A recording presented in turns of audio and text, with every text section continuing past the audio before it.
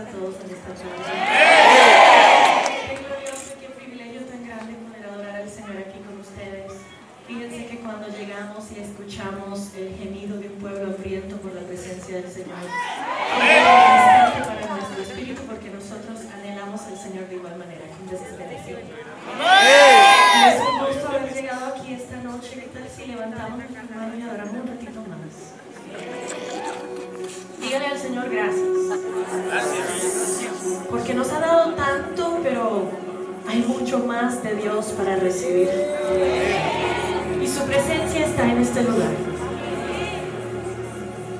Y nosotros tenemos la libertad de que tenemos acceso directo al trono de Dios. Que no tenemos que hacer esfuerzo alguno, que la palabra del Señor dice: clama a mí, yo te responderé. Incluso hay escrituras que dicen que desde antes de que nosotros pronunciemos necesidad, ya Dios las conoce y las provee conforme a sus riquezas en gloria. Así que si Dios está aquí, háblale y dile lo que quieres. Y de este momento en adelante estamos frente al trono de Dios. No hay nadie a tu derecha ni a tu izquierda que merezca más tu atención que el Espíritu Santo. Amén.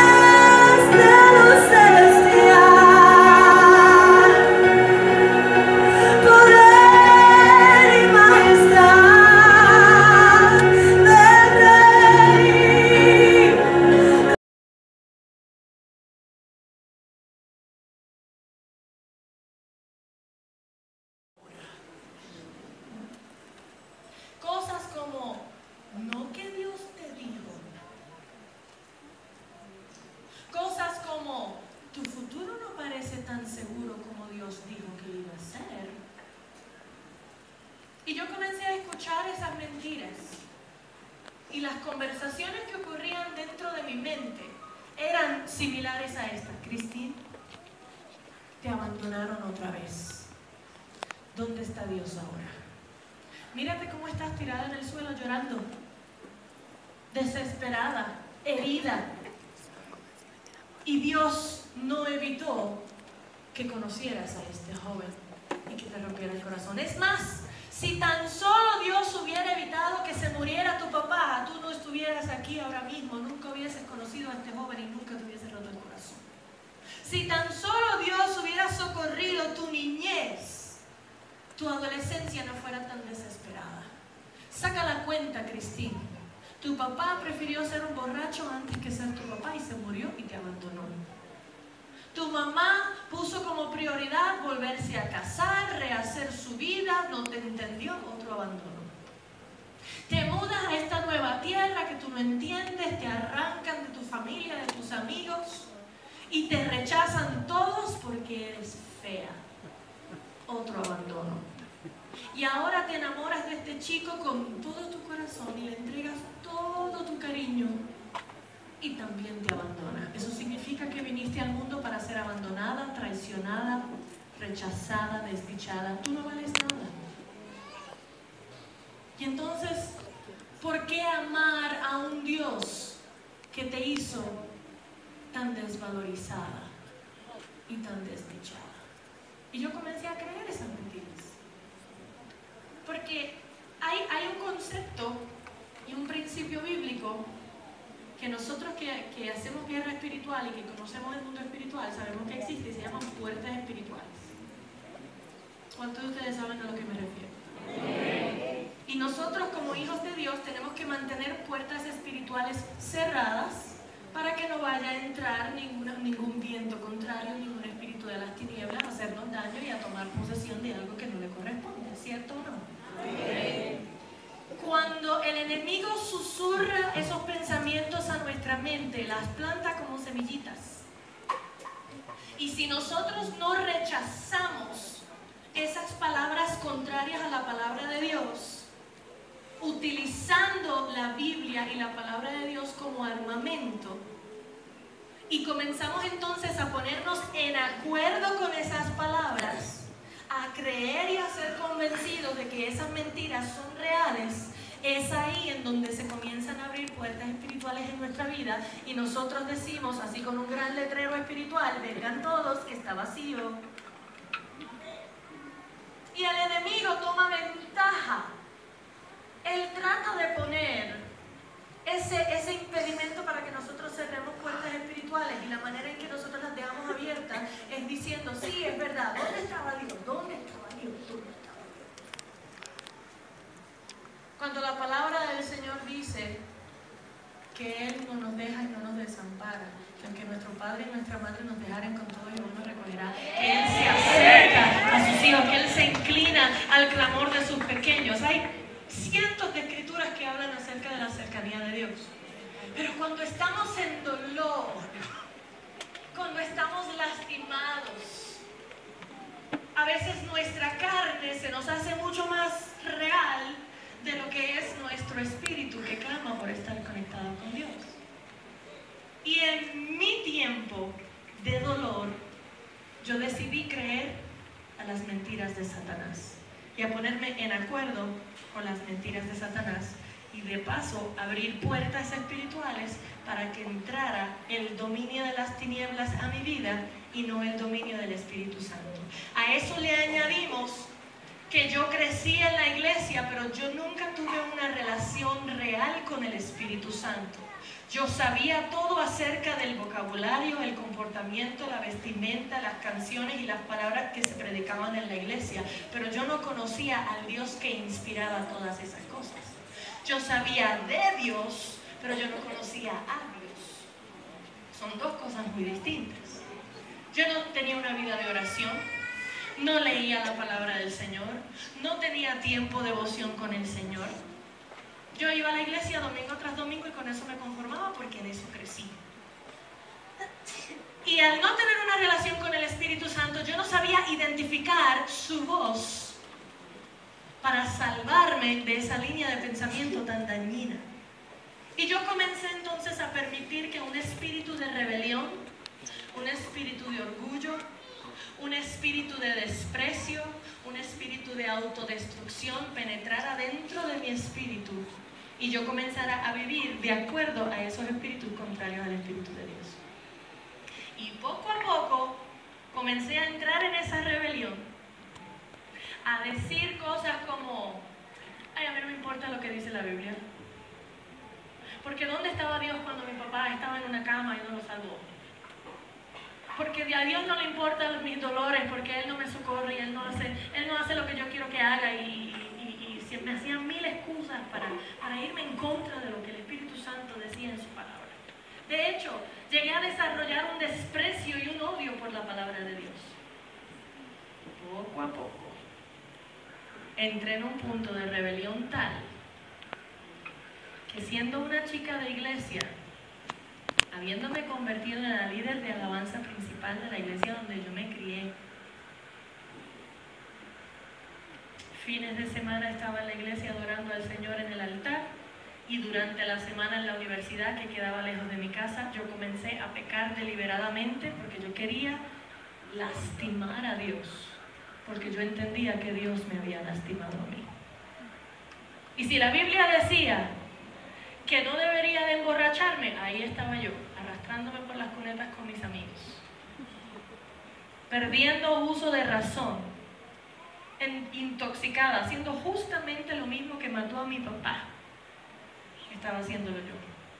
Si la palabra del Señor decía, no te mezcles con los impíos, allá me metía yo en las discotecas. La palabra del Señor habla acerca de mantenerse puro y ser santo porque Él es santo, pues yo me dediqué a la impureza.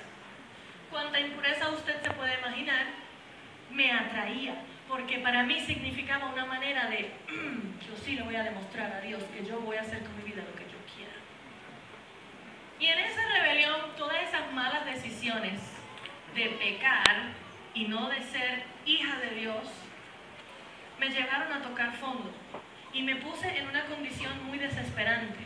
Y la depresión se apoderó de mí. Y la inseguridad, el miedo del mañana, fue tal que en muchas ocasiones yo contemplé el suicidio. Hubo momentos en que yo estaba de lo más contenta en la iglesia, domingo, y me iba el lunes y llegaba a mi hospedaje de universidad y miraba los potes de píldoras y decidía, ¿cuál de estos me debo tomar? ¿Cuál me matará más rápido? Porque yo quería acabar con mi existencia, era una infeliz. Y en ese tiempo de doble vida, de estar en el fondo, lo que dice la palabra, el foso de la desesperación, ahí me encontraba yo. Y me invitaron a cantar a un evento cristiano. Y yo, ni corta ni perezosa, porque yo era cristiana, me lancé hacia ese evento. Y yo era en ese tiempo corista profesional en Puerto Rico, hacía coros con muchísimos artistas. Y bueno, este evento profesional me habían contratado para ser la directora de los coros y todo muy chévere, en una sala muy prestigiosa de Puerto Rico llamado el Centro de Bellas Artes, que no era conocido por abrir las puertas a cristianos, pero estaba comenzando a abrir las puertas a cantantes cristianos. Y bueno, yo dije, el Centro de Bellas Artes, yo voy para allá. Porque yo más que todo lo que quería era ser una cantante famosa. Fuera cristiano, fuera secular, lo importante era llenar mi orgullo del aplauso de la gente. Y yo me lancé, llegamos al ensayo, y en el momento del ensayo yo llegué un poco tarde de la universidad. Y cuando entré por la puerta del salón, me encontré con un ambiente similar al que nosotros teníamos acá hace unos momentos atrás, en donde se está adorando el Espíritu y en verdad. En donde nadie sino el Espíritu Santo es el protagonista. En donde no hay uno que dirige y uno que sigue, sino que todos estaban entrando en la presencia de Dios porque tenían hambre de Él. Y los músicos estaban con sus ojos cerrados, aprendiendo música y aprendiendo lo técnico, pero entregándoselo a Dios. Y los cantantes estaban con sus ojos cerrados y sus manos levantadas muy alto, adorando al Señor. Y me encontré por primera vez con un ambiente de adoración, el cual no estaba siendo controlado o manipulado por mí como directora de alabanza. Porque yo veía cuando yo dirigía la alabanza en la iglesia que Dios tocaba a la gente, que la gente se compungía y lloraba, que caían en el suelo de rodillas, que si se hacía el llamado a salvación, ellos venían y se arrepentían y venían a los pies de Jesús. Y yo pensaba que todo estaba bien, porque yo veía a Dios usándome. Pero déjenme decirle algo en esta tarde. Yo prefiero que Dios nunca me use, pero que se agrade de mí y me conozca como amiga, a que me use y nunca sepa quién yo soy.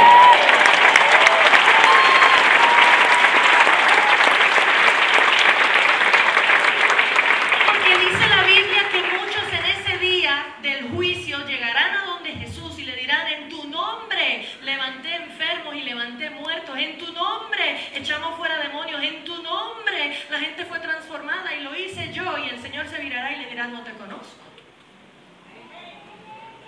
Y yo era una de esas no conocidas de Dios. Él me usaba porque dice la Biblia que si los hijos de Dios callan, aún las piedras usará Dios para decir la verdad. Y yo era una piedrecita, muy rebeldecita, pero era lo único que había. Y yo pensé que estaba bien en mi doble vida porque Dios me usaba. Nunca nos equivoquemos en pensar que porque Dios se mueva a través de nosotros significa lo mismo que se está moviendo en nosotros. Y al llegar a ese ensayo y encontrarme con un ambiente de adoración real, que no tenía nada que ver conmigo, pero Dios estaba allí, yo sentí inmediatamente el peso de la gloria de Dios y la manifestación del Espíritu Santo en ese salón. Inmediatamente comencé a temblar, porque yo estaba en una vida de pecado terrible. Y temblaba y trataba de esconder mis manos para que no se dieran cuenta que yo estaba temblando, porque Dios estaba allí. Y dice la palabra del Señor que cuando somos expuestos al poder del Espíritu Santo, somos convencidos y tenemos convicción de que estamos en pecado. ¿Por qué? Porque el Espíritu Santo nos guía a toda verdad. Y cuando nosotros estamos engañados en doble vida, en pecado oculto, cometiendo errores, somos expuestos a la gloria de Dios, sentimos al Espíritu Santo y Él irradia luz sobre nuestras mentiras y nos hace entender la verdad. Y lo primero que ocurre es que si hay algún pecado oculto en nuestra vida, el Espíritu Santo nos lo revela para que nos podamos arrepentir y así llevarnos a Jesús. Porque la función principal del Espíritu Santo es guiarnos a Jesús, revelarnos a Jesús. ¿Por qué? Porque Jesús es el puente al Padre. Gloria a Dios.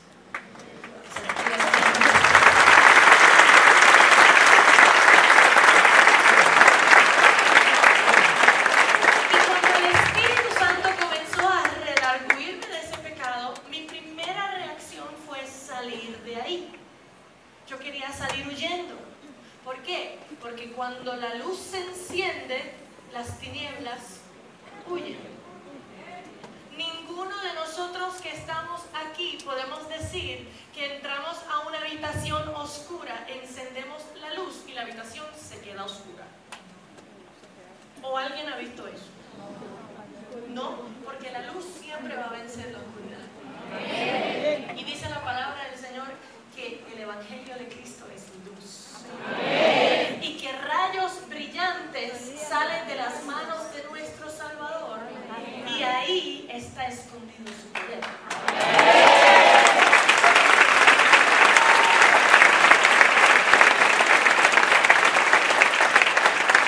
Entonces la luz de Dios estaba irradiando nuestros espíritus, mas la tiniebla que había operando dentro de mi espíritu tenía que salir huyendo, pero quería llevarme a mí consigo. Y mi primera reacción fue: yo tengo que buscar la manera de salir de aquí, tengo que salirme, tengo que ir, porque no quiero que vean mi condición.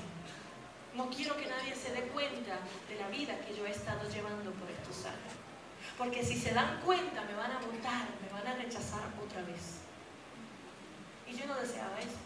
Y me inventé una excusa cualquiera. Yo viví una vida llena de mentiras.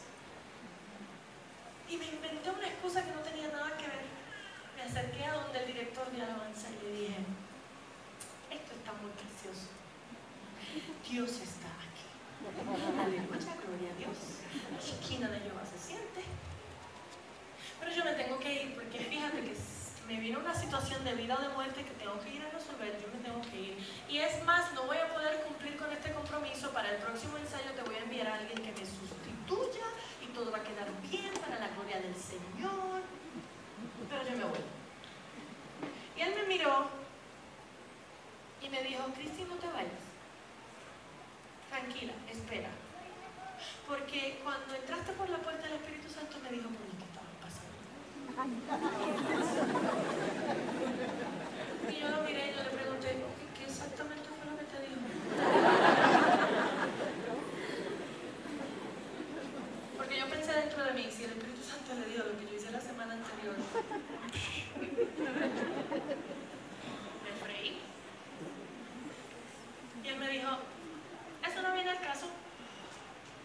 Lo que importa es que te quedes aquí, que adores al Señor con nosotros, y cuando nosotros hayamos terminado, entonces el Espíritu Santo va a hacer algo. Nosotros vamos a orar por ti y ya tú vas a ver que Dios va a hacer algo.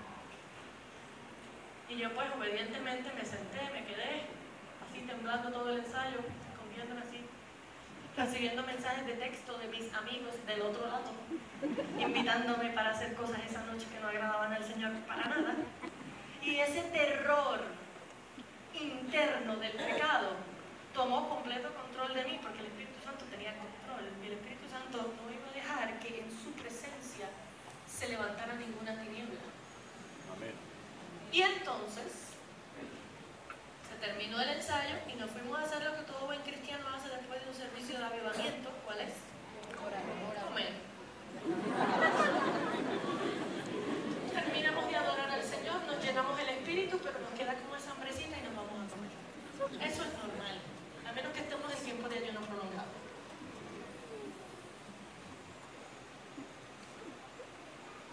Yo oigo a alguien haciendo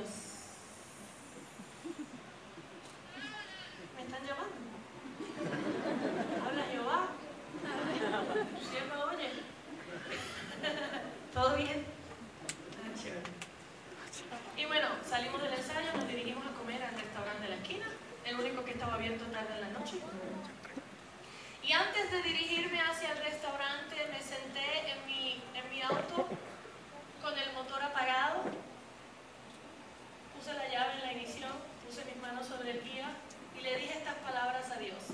Movida por mi rebelión, movida por el coraje que yo tenía contra Dios, le di al Señor un ultimátum y le dije, mira Dios, te voy a decir una cosa. Si es verdad que tú existes, si es verdad que tú eres real, si es verdad eso que dice la Biblia, que nosotros predicamos en la iglesia, que tú me amas, que tú tienes planes y propósitos conmigo, tienes hasta la medianoche para demostrármelo. Y si no me lo demuestras antes de la medianoche, yo me voy a salir de la iglesia, me voy a ir al mundo y a sus vicios, voy a vivir la vida como a mí me dé la gana. Y si me pierdo, pues que me pierda. Porque si a ti yo no te importo, a mí tampoco me importa. Con una terrible actitud, hablándole a Dios como que yo lo valí.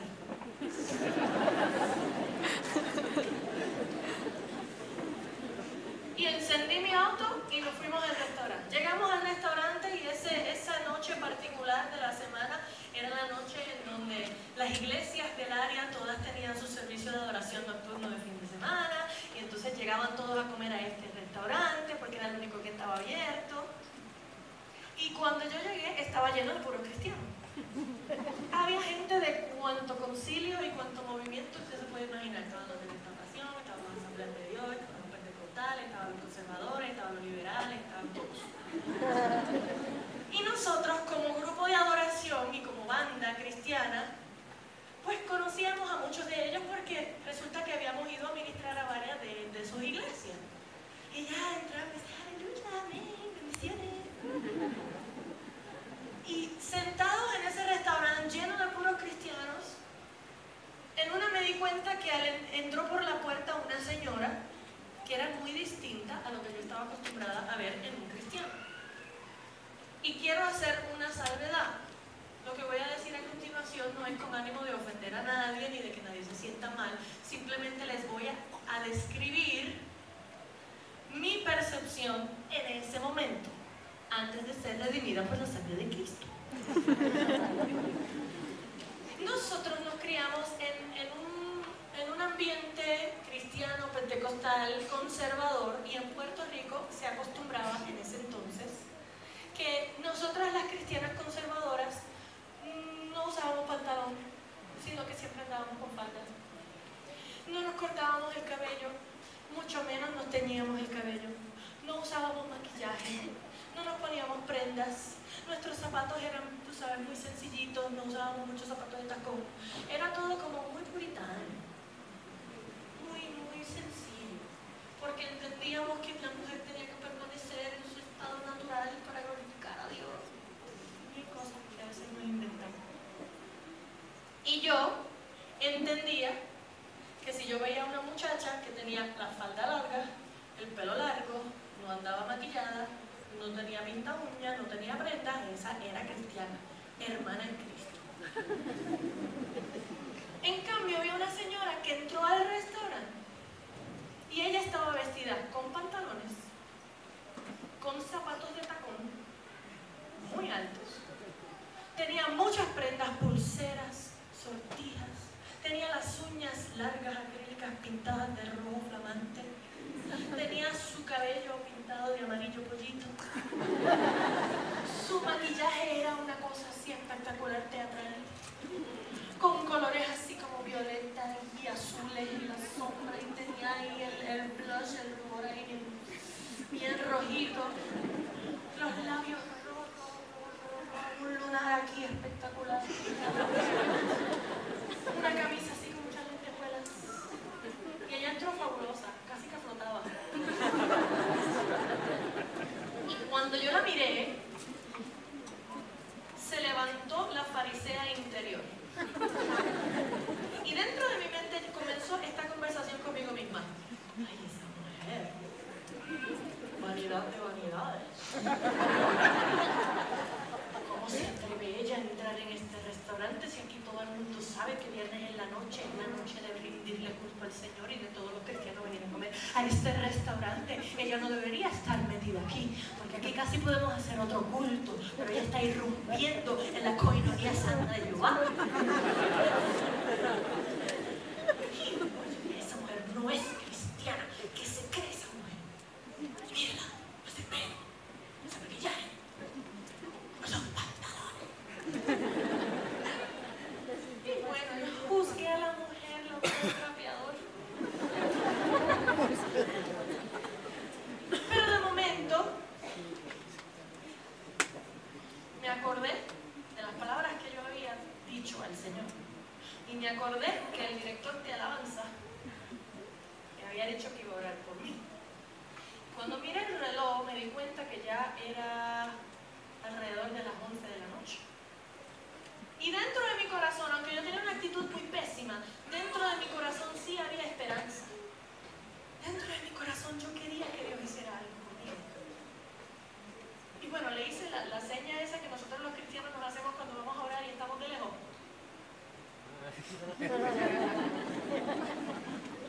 Le hice la seña y él, sí, se acordó que iba a orar por mí. Nos fuimos a la parte de afuera del estacionamiento, debajo de un arbolito. Y él comenzó a hablarme la palabra del Señor. Simple, sencillo, cosas que yo llevaba toda mi vida escuchando, pero como mi corazón estaba abierto por primera vez, me sentía como que era la primera vez que me estaban predicando la palabra del Señor, solito para mí. Porque la palabra del Señor dice, yo estoy a la puerta y llamo. Si alguno oyere mi voz, abriere la puerta, yo entraré, me sentaré, cenaré con él. Amén. Dios está llamando a la puerta y lo único que Él desea es que le abramos la puerta de nuestro corazón. Sí es cierto que algunos de nosotros somos muy gentiles al abrirle la puerta de nuestro corazón al Señor, porque hay momentos que venimos así arrepentidos, entregados a los pies del Señor y le decimos, Señor, por favor, abre la puerta, entra. Ustedes los colombianos que son así tan amables, pase por favor, su merced.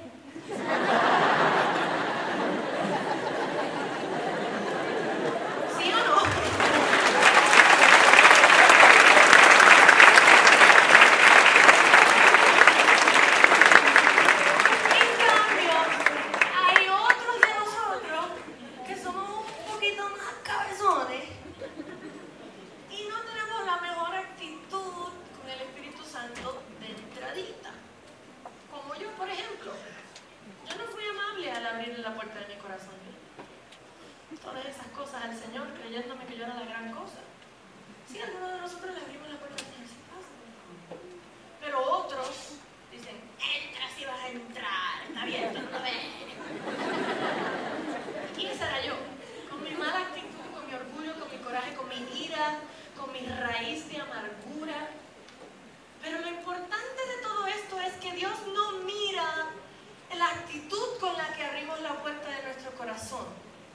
Dios lo que le importa es que se la abramos.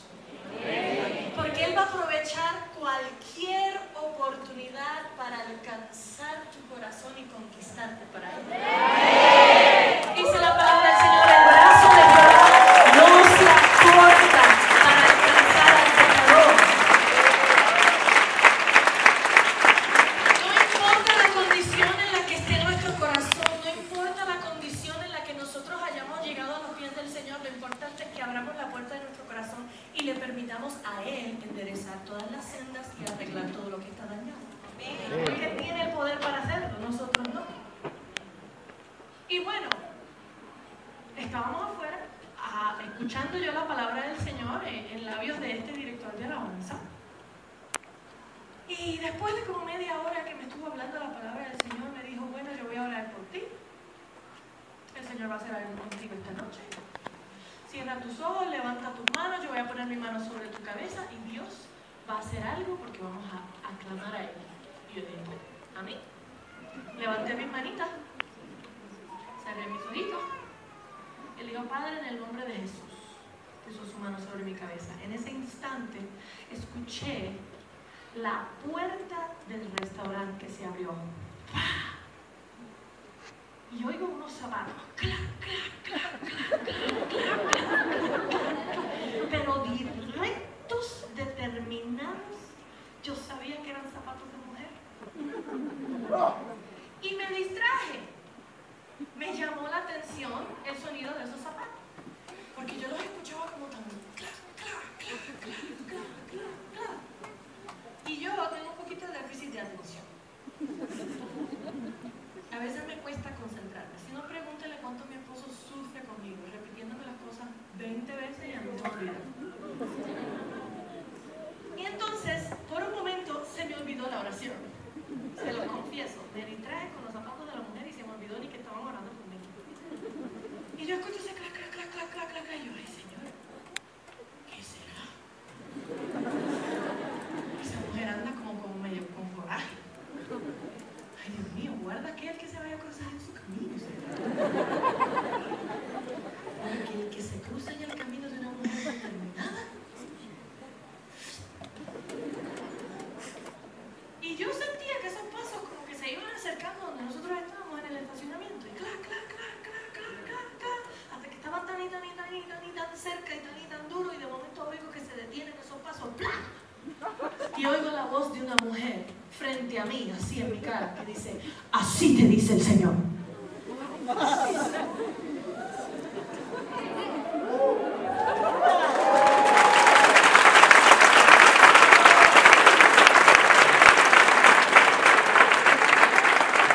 yo, que estaba así en comunión, hice así. Ya que ustedes no se imaginan quién era, ya deben tener idea de quién era. La pobre señora, que no era cristiana, por cómo se veía, resulta que sí era cristiana y era una profeta de Dios. Y les digo que yo, al día de hoy, ella es probablemente la persona a la que yo he encontrado en este caminar con el Señor, que ha tenido una de las unciones más fuertes de profeta que yo he experimentado en mi vida. Porque ella comenzó a hablarme de parte del Señor y comenzó diciendo: así te dice el Señor, yo soy Jehová tu Dios, yo sí existo, sí soy real, sí te amo, sí tengo planes contigo, y si me permites yo te voy a cambiar la vida hoy para siempre.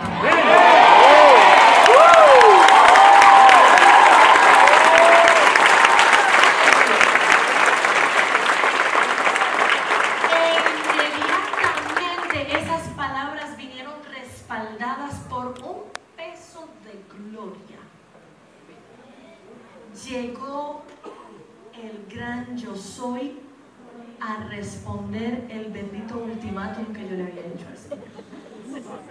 Y cuando yo sentí ese peso, yo comencé a sentir literalmente que me estaban poniendo peso, peso, peso, peso, peso encima.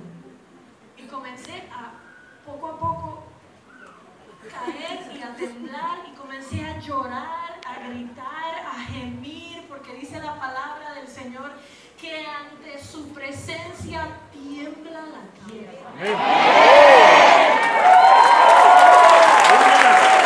Y el corazón más soberbio, el corazón más endurecido, la condición espiritual más deshecha y la actitud más enaltecida de un ser humano queda completamente subyugada, temblando ante la gloria de Dios.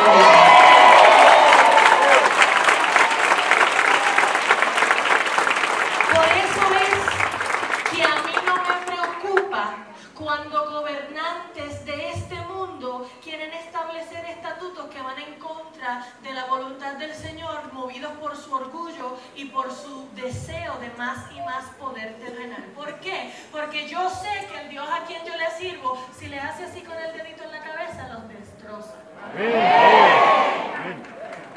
Ese es mi Dios.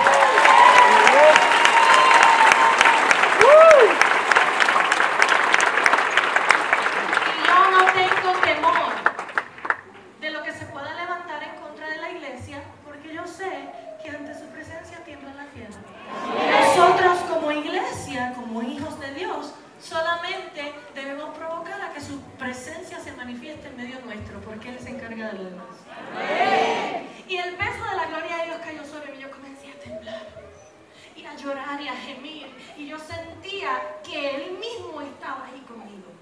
que Él había acudido a mi llamada, que Él había, como dijo la palabra del Señor, Él se inclinó a mí y oyó mi clamor.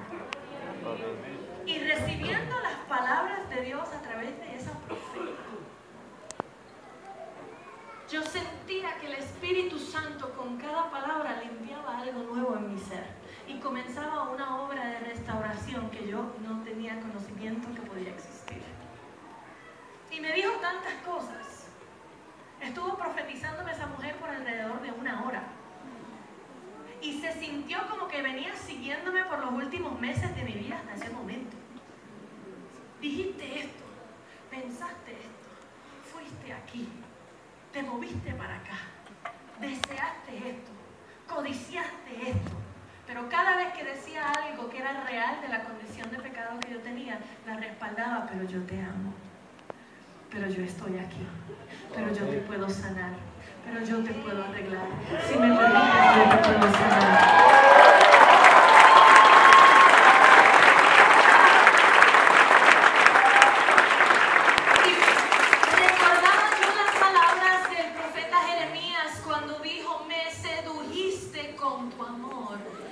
Yo me dejé seducir.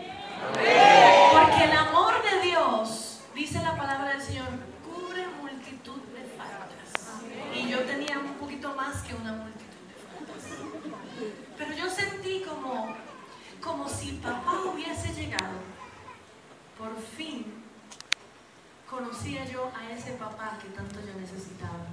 Y me sentí como que Dios grandote, papá hermoso, se sentó sobre una gran silla y me dijo: hija, te caíste, te lastimaste, estás toda herida, pero ven, siéntate aquí sobre mis piernas. Vamos a sanarte, vamos a curarte. Sí, es verdad, te echaste a perder, pero vamos a arreglarte toda la herida. Qué maravilloso es nuestro Señor. Y cuando yo sentí ese amor real, eterno, perfecto del Señor, a quien le importé tanto que Él no le pareció impedimento mi condición de pecado, no le pareció impedimento mi actitud rebelde. Él aún así sacó a alguien de su camino para utilizarla como pieza vocal, para traerme una palabra que transformara mi vida desde ese momento para siempre. Yo sentí como que realmente por fin yo valía algo para el que más importaba.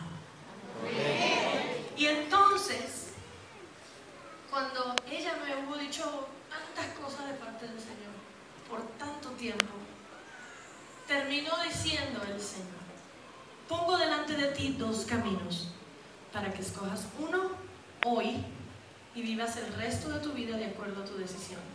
No mañana, no la semana que viene, no en el futuro. Hoy, ahora.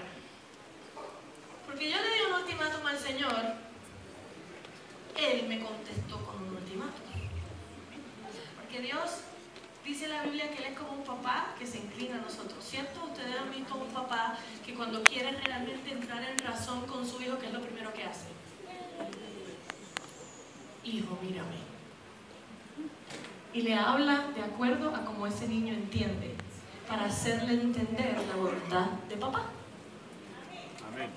¿A cuántos de nosotros nos ha pasado? Amén. Entonces el Señor se inclinó a mí y me habló de la manera que yo entendía. Yo estaba de lo más alzadita. Pues el Señor me enseñó: así no vas a hacer un ultimátum. Pues yo te voy a dar uno más grande para que tú entiendas que yo soy mayor que tú. Que tú no te gobiernas, te gobierno yo. Amén. Y me dijo: pongo delante de ti 2 caminos, escoges uno hoy y vivirás el resto de tu vida de acuerdo a tu decisión. El primer camino es el camino de mi corazón y mi voluntad para ti. Y en ese camino, mi presencia irá contigo todos los días de tu vida. Y yo te levantaré de donde estás, te restauraré, te sanaré, te pondré en un lugar en donde jamás pensaste estar en mi presencia. Nuestra relación será tan y tan cercana que yo hablaré y tú harás, y tú hablarás y yo haré. y nuestras voluntades serán completamente mezcladas la una con la otra. Irás al ritmo de mi corazón y yo te seguiré, yo iré en tu delantera, yo estaré a tu diestra, a tu siniestra, protegiéndote, guiándote, guardándote. En tu casa no faltará el pan, siempre tendrás provisión, siempre tendrás salud. Y es más, te levantaré como un ejemplo a esta generación de lo que yo puedo hacer en la vida de alguien quebrantado que ha perdido la esperanza cuando se pone en mis manos. Y a través de tu historia serán miles en las naciones los que llegarán a conocerme y a entregar sus vidas a mí, porque verán esperanza en ti de lo que yo puedo hacer en ellos.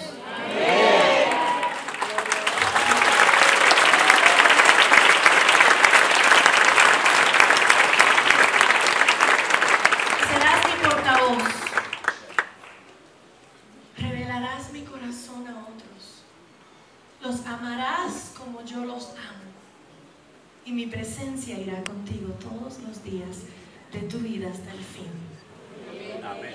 En cambio está el camino de tu corazón y de tu voluntad para ti misma.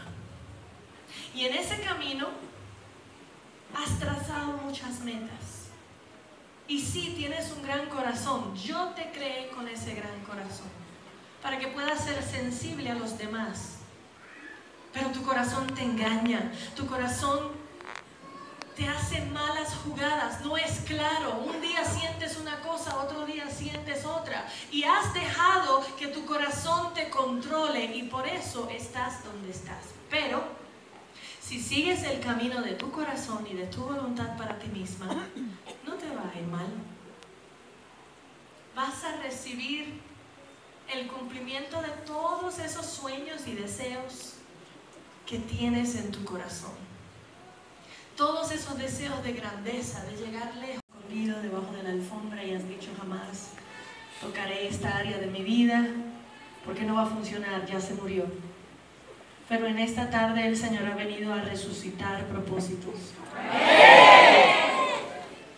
Fuertes llamados, fuertes autoridades espirituales en esta sala. Y en tiempos pasados hemos sido heridos, hemos sido embatidos con los fuertes vientos contrarios. Pero el enemigo ha levantado bandera, pero aún así el Espíritu Santo como río, como viento recio, hará derrumbar toda raíz de amargura que ha tratado de agobiarte, que ha tratado de ahogar tu propósito, que ha tratado de destruir, de apretar, de fracturar tu esperanza. En el nombre de Jesús cobra vida nueva, así como los huesos secos en el desierto se hicieron un gran ejército vencedor en el nombre del Espíritu de Dios. Dios está aquí.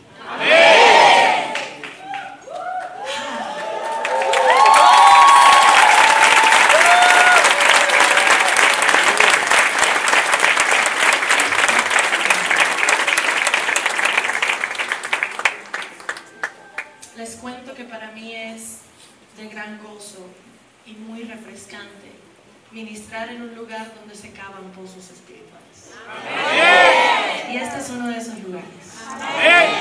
En donde no se tiene temor de pagar el precio en intimidad para que broten nuevas fuentes del Espíritu. Amén.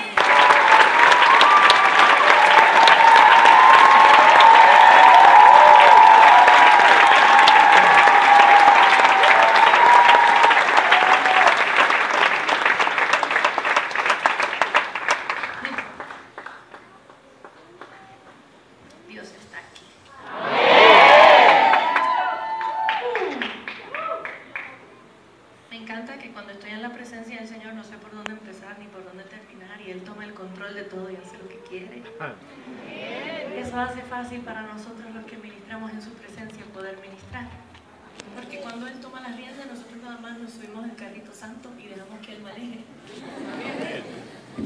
Y bueno, quisiera compartirles un poco acerca de lo que el Espíritu Santo ha hecho en mi vida, la obra grande que el Señor ha comenzado en mí, que continúa haciendo en mí, de dónde me sacó y hacia dónde me lleva en el nombre de Jesús. Nací en un hogar cristiano, madre italiana, dominicana, puertorriqueña, de padre italiano, alemán, irlandés. Por eso es que la gran mayoría de las veces que me voy a tomar una foto con alguien me dicen, ay, está muy grande.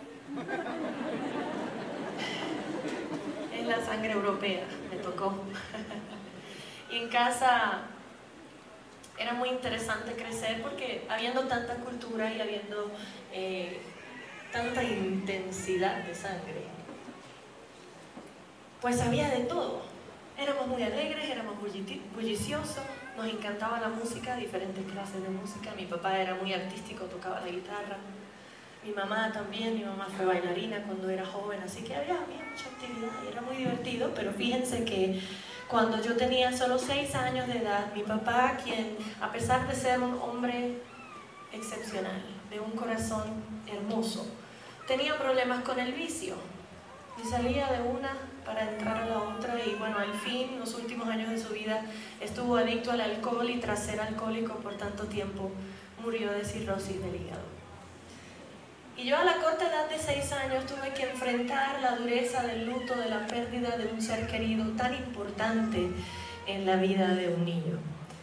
No puedo explicarme lo que se siente el perder a un ser tan importante.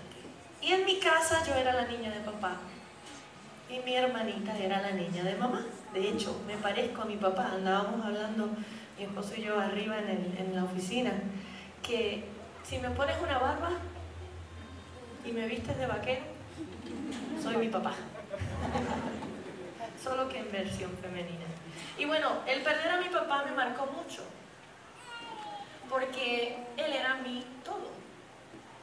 Y bueno, al cabo de un tiempo mi mamá se volvió a casar y de vivir en la ciudad de Nueva York, en donde nací, me crié. Mi mamá se casó con un puertorriqueño en la ciudad de Nueva York y nos trasladamos a la isla de Puerto Rico. Ahora bien, yo no sé cuántos de ustedes acá han visitado los Estados Unidos. ¿Hay alguien aquí que ha visitado los Estados Unidos? Y veo algunas manitas que se levantan. ¿Cierto, hermana, que es muy distinto? Hay un choque cultural fuerte entre la cultura latina y la cultura anglosajona. Los gringos, como nosotros le decimos cariñosamente, son más tranquilos, más calmados, por no decir secos. Y nosotros los latinos somos todo lo contrario, somos cálidos, andamos cerca el uno del otro. En Puerto Rico decimos que siempre andamos enganchados. Donde quiera que nos encontremos sabemos que hay un latino y comienza la conversación. Comienza el compartir, ese calor humano que tanto nos distingue. Entonces, al llegar a Puerto Rico me encuentro con ese choque cultural, un nuevo idioma, una nueva sociedad, una nueva familia de crianza que de entrada no me sentía tan bienvenida en esta nueva familia, me sentía que no pertenecía.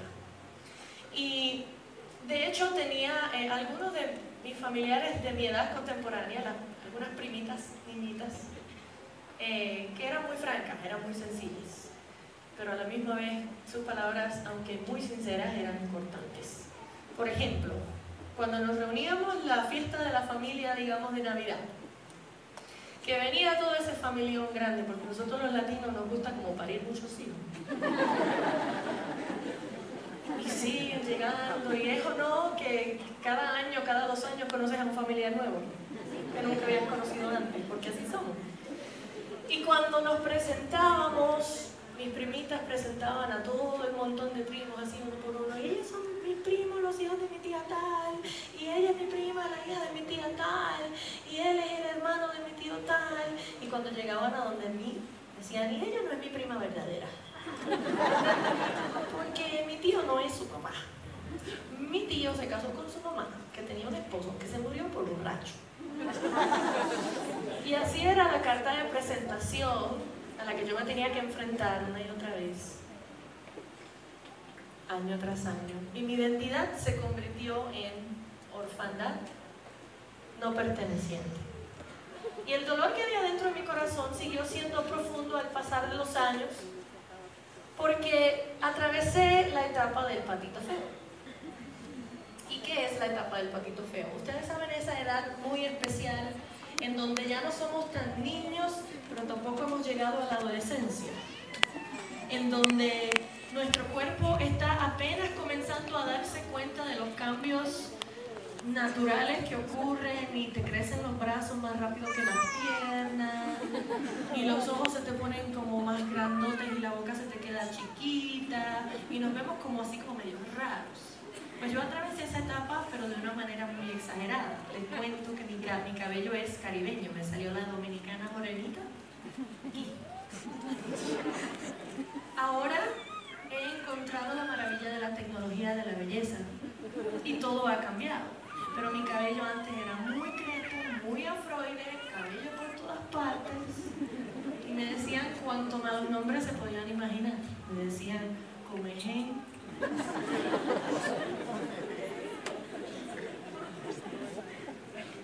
Me decían montón de pelo. Me decían moñúa. Cuánto mal nombre que se podían inventar. Entonces también tenía una deformidad de mis dientes, en donde en las palabras del ortodoncista que me atendió, le dijo a mi mamá cuando me hizo el examen, es que tiene demasiados dientes para una boca tan pequeña. Y era cierto, yo siempre andaba sonriendo, pero era la fuerza, porque mis dientes no permitían que yo cerrara mi boca. Entonces siempre andaba puro diente, todo el cabello, blanca como un papel. Entre toda esa gente pielcita canela de Puerto Rico, yo blanca que no se me pegaba el sol para nada, flaca como un palillo. O sea, era un palito de torso, 2 palitos de pierna, un palito para cada brazo y el pelo y los dientes. Y pues mi mamá no me permite, ella me prohibió decir que yo era fea.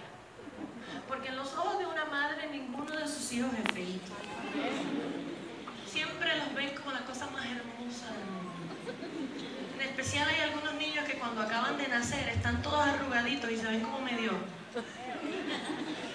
Pero los ven esas madres como que son la gema más preciosa que le han podido regalar. Eso se llama amor de madre. A veces no es realista, pero es amor de madre. Y mi mamá no me permite decir que era fea, así que yo con mucha seguridad digo que era difícil de mirar. Es cierto, porque imagínense el cabello, los dientes, flaca, hablaba así como hecha para adelante. Era muy rara, muy extraña, y por mi aspecto físico sufrí mucho rechazo. Entonces comenzaron más sobrenombres, ya no era solo el cabello y el comején, sino que por el cuello largo me decían jirafa, por las patas flacas me decían garza, por los dientes me decían coneja, por la delgadez tenía una prima que era un poquito traviesa, me decía esqueleto vengador. Y así yo pasé mi niñez. Entonces ya no solamente era huérfana, no perteneciente, extraña, ahora era fea. Y comencé a refugiarme en la música porque desde muy temprana edad mi mamá dice que desde antes que yo dije mi primera palabra ya yo cantaba y tarareaba canciones. Y ese talento innato Dios lo puso en mí con un propósito, porque sabemos que Dios nos da lo que nosotros necesitamos en forma de talentos y habilidades que nos van a ayudar a cumplir nuestro propósito en la tierra. En mi caso, Dios me marcó como adoradora, como profeta y puso esa directriz y ese talento en mí para poder tocar corazones. Y desde muy niña siempre he cantado. Y lo único que hacía para escapar de mi dura realidad de ser huérfana, rechazada y marginada era cantar. Y lo hacía relativamente bien. Tanto que de mi colegio me seleccionaban para representar a mi pueblo en el país entero. Y yo llegaba con mis trofeos, llegaba con, yo para ese tiempo tenía mis brackets, llegaba con mis alambrecitos, mi pelo y mis trofeitos. Todos los años traía 2 o 3 trofeos y me convertí en el algo raro, pero que ganaba los trofeos. Pero luego llegó la gran maravilla que le llamamos pubertad, en donde nuestras hormonas despiertan y nos convertimos de niños a adultos, adolescentes. Entonces, hubo algo que llamamos en Estados Unidos un makeover natural. Ese camino flaco, derecho, pues ahora ya tenía curvas. El cabello, mi mamá tan linda, tan buena, tan preciosa, me regaló un secador y una plancha. Y aprendí a domarme el cabello. Me quitaron los brackets. Comencé a ponerme un poquito de maquillaje. Yo me veía como toda una señorita y ya estaba como palmicente. Y entonces, esa falta de atención, esa falta de recepción y de aceptación que yo me había acostumbrado a tener en mi vida, ahora se estaba convirtiendo en un incremento o un exceso de atención, específicamente por los chicos del sexo opuesto. Entonces, de antes ser que nadie quería verse al lado mío porque era la fea, uy, aléjense de ella, uy, qué fea. Ahora los chicos me enviaban flores el día de los enamorados. A cada rato había algún anónimo que me ponía chocolatitos en el escritorio en el colegio, me mandaban notitas, ¿quieres ser mi novia? Sí o no, marque aquí. Y aunque dentro de mi corazón esto era muy nuevo para mí, yo todavía seguía siendo la huérfana, rechazada, marginada y fea. Por fuera era algo diferente, pero era demasiado nuevo para mí porque mi cambio ocurrió de la noche a la mañana. Cumplí 13 años, desarrollé y cambié. Y les confieso, me comenzó a gustar esa atención. Y en medio de todo eso, al pasar de algunos años y yo pues hacerme un poquito más grande en mi adolescencia, en un momento dado, nosotros hacíamos muchos eventos en nuestra congregación porque yo nací en un hogar cristiano, yo estaba acostumbrada a ser parte activa de la iglesia. Yo comencé cantando en la iglesia, me aprendí todos los versos bíblicos que me daban a aprender en la escuela dominical, era muy activa, donde quiera que había una actividad de la iglesia, ahí estábamos mi mamá, mi hermana, yo, participando, desarrollándonos. Y en una campaña evangelística que estábamos ayudando a organizar en nuestra iglesia, invitamos a un predicador especial, como nosotros solemos hacer. Y ese predicador especial llegó con su hijo, un joven de lo más guapo, con ojos azules, cabello rubio, porte de atleta. Y yo tenía un diario en que yo escribía así todos mis sueños y mis deseos y mis metas desde que tenía como 7 años de edad. Y en ese diario yo había escrito, mi chico ideal. Puse así todas las cualidades. Y este chico cumplía con todas las cualidades de mi chico ideal. Que tenga los ojos azules, que tenga el cabello castaño claro, que no sea rubio, pero castaño claro. Que sea atlético, que sea músico, que le guste la iglesia. Y este chico lo tenía todo, y entonces, cuando se acabó ese servicio especial en donde su papá vino a predicar, yo noté que él vino como caminando a donde estaba yo, junto con mis primas, mis amigas, todas las chicas que andábamos juntas, ellas todas muy hermosas, con sus cabellos largos, negros, su piel canela, sus curvitas latinas. Y eran siempre las que llamaban la atención de los chicos cuando llegaban a la iglesia. Y entonces yo lo vi que venía caminando hacia donde nosotros estábamos, y inmediatamente pensé, seguro le gustó mi hermana o le gustó mi prima. Yo no pensé que tenía nada que ver conmigo, pero para mi sorpresa, vino a donde estábamos y me miró y me dijo, hola. Y yo hice.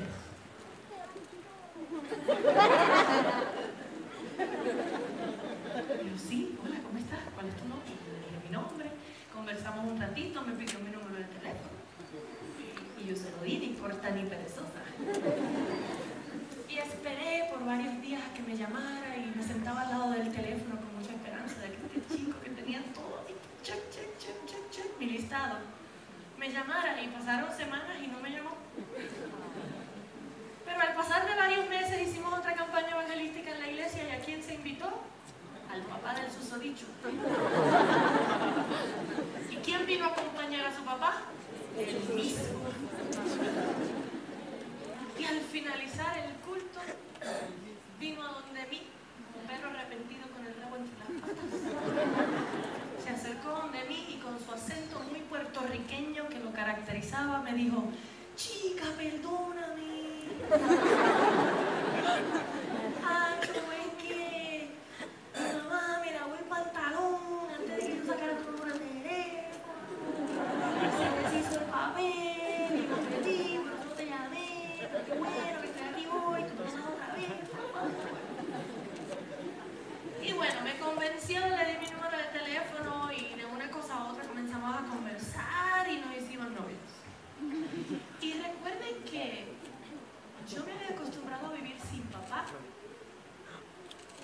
aceptación, sin cariño genuino de los demás, porque era tan diferente y para mí todos esos complejos estaban muy arraigados en mi corazón. Y por fin sentía que alguien de valor me quería por quien yo era. Y era, o sea, este noviecito se convirtió en mi todo. Y era un amor de esos de caricatura. ¿Saben? Ustedes han visto cuando le sale el corazoncito en los hombres. Así éramos nosotros. Y hablábamos por teléfono por horas. Y yo te quiero más, no, yo te quiero más, no, yo te quiero más. Así. De esos amores enfermizos que tú ves a los adolescentes que no se sueltan y están como que ya, párale, se acabó, tienen toda la vida para disfrutar, ya. Y en medio de esa relación de noviazgo, yo traté por todos los medios de que él estuviera contento conmigo, porque lo menos que yo deseaba en mi vida era que esa relación se rompiera. Yo no quería que él estuviera molesto conmigo, porque no quería poner en juego este amor que yo había encontrado, que me aceptaba tal y como yo era, o tal pensaba yo. Y yo permití que mi voluntad, que mis deseos, mis sueños, mi futuro, mis decisiones, se quedaron completamente envueltas en la personalidad y la voluntad de este chico.